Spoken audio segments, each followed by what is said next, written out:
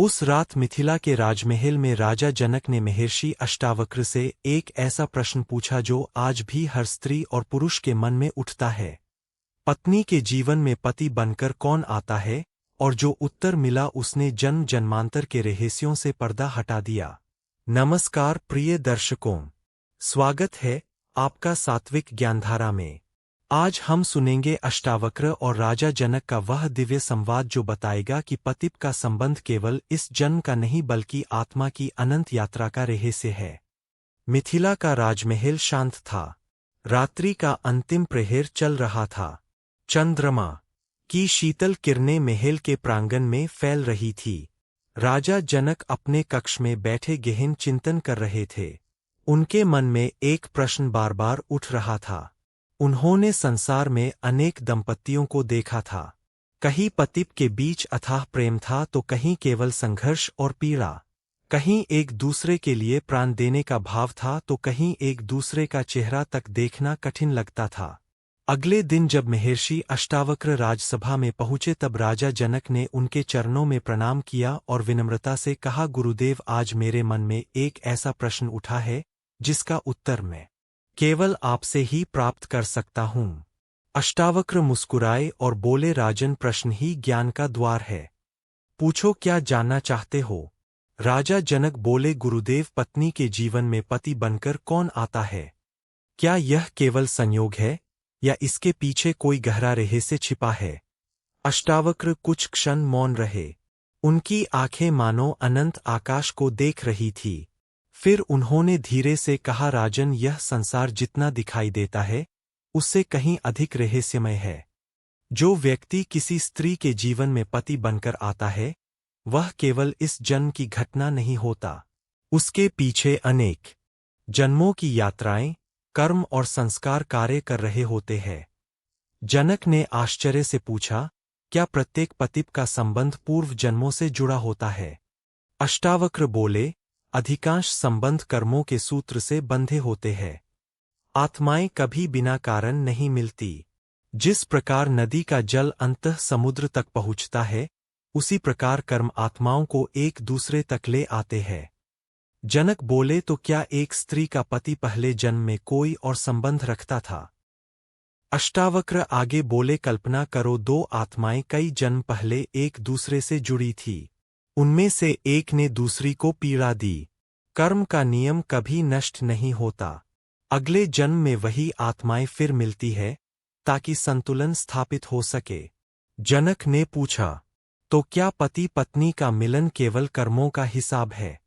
अष्टावक्र मुस्कुराए, नहीं राजन, केवल हिसाब नहीं, यह आत्मा की उन्नति का मार्ग भी है। कुछ संबंध ऋण चुकाने आते हैं, कुछ प्रेम सिखाने और कुछ ईश्वर तक पहुंचाने। जनक ने कहा, गुरुदेव, यह बात मेरी समझ में नहीं आई। अष्टावक्र बोले, सुनो राजन, यदि कोई पति पत्नी को सच्चा सम्मान देता है, उसके दुख में साथ खड़ा रहता है और उसे आत्मिक उन्नति की ओर प्रेरित करता है तो वह केवल पति नहीं, ईश्वर द्वारा भेजा गया एक माध्यम है। और यदि ऐसा ना हो तब भी आत्मा सीख रही होती है, तब भी आत्मा सीख रही होती है। जनक ने पूछा, क्या यह संभव है कि किसी स्त्री के जीवन में उसका पति पूर्व जन्म का शत्रु रहा हो? अष्टावक्र बोले, संभव है। संसार में कुछ संबंध प्रेम के कारण बनते हैं और कुछ कर्मों के बंधन के कारण। इसलिए केवल बाहरी व्यवहार देखकर किसी संबंध का वास्तविक कारण नहीं जाना जा सकता। राजा जनक विचार मग्न हो गए। उन्होंने कहा, गुरुदेव, यदि सब कुछ कर्मों से तय है तो मनुष्य की स्वतंत्रता कहाँ है? अष्टावक्र ने उत्तर दिया, कर्म तुम्हें परिस्थिति देते हैं लेकिन प्रतिक्रिया तुम्हारे हाथ में होती है। यही स्वतंत्रता है।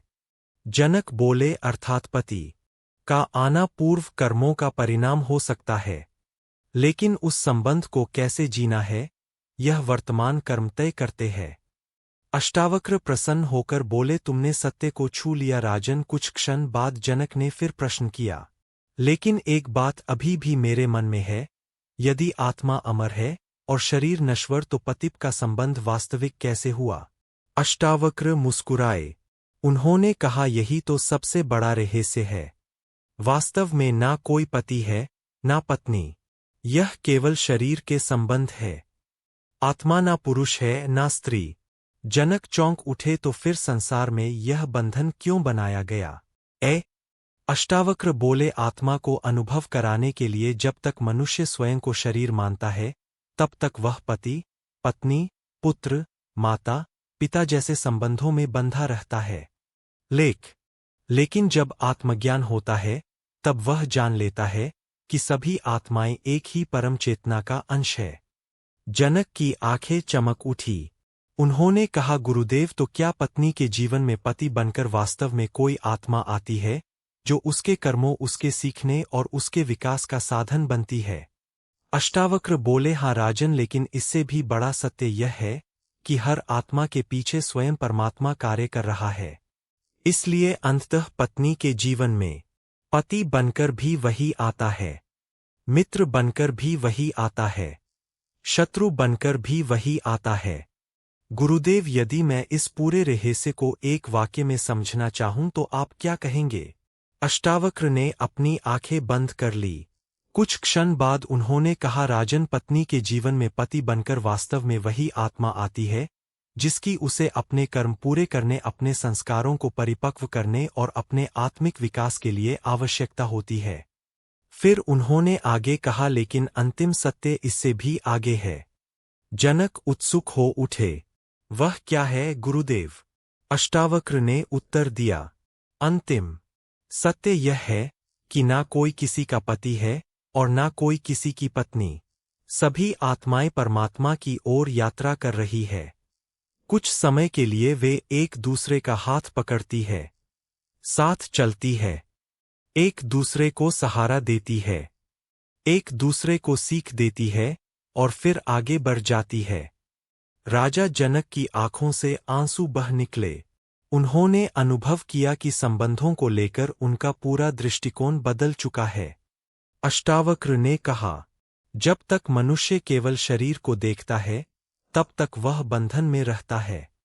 जब वह आत्मा को देखना सीख जाता है, तब प्रेम मुक्त हो जाता है, और जब वह हर आत्मा में परमात्मा को देख लेता है, तब सभी प्रश्न समाप्त हो जाते हैं। राजा जनक अपने सिंहासन से उत्तर आए।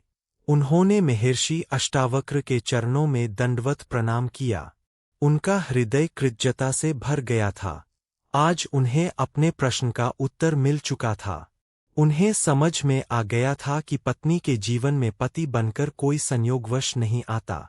उसके पीछे कर्मों का विज्ञान, आत्मा की यात्रा और परमात्मा की अद्भुत व्यवस्था कार्य कर रही होती है, और अंततः हर संबंध का अंतिम उद्देश्य मनुष्य को स्वयं के वास्तविक स्वरूप तक पहुंचाना है।